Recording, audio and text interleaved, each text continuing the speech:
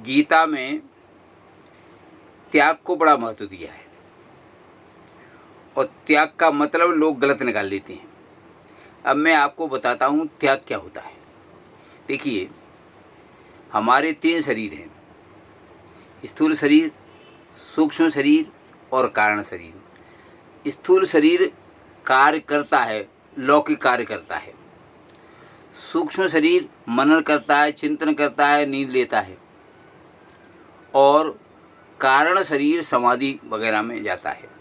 यानी तीनों शरीर अपने अपने कार्य को करते हैं। अब कोई आदमी ये कहे कि हठपूर्वक मैं काम नहीं करूँगा, तो वो बहुत ही गलत बता रहा है, गलत सूचना दे रहा है।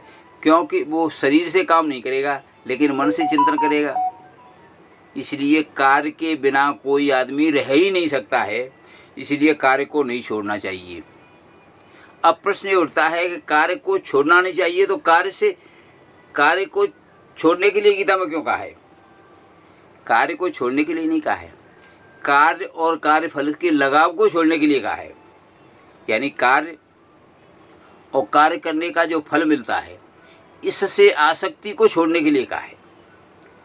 कर्म त्याग का मतलब कार्य को छोड़ना नहीं है, कर्म त्याग का मतलब है उनसे आसक्ति का त्याग। ऐसा गीता में कहा है। लोग कर्म त्याग को काम छोड़ करके बैठ जाते हैं, ऐसा मान लेते हैं। इसलिए गीता को पढ़ना या सुनना नहीं बल्कि आत्मसात करना चाहिए। धन्यवाद।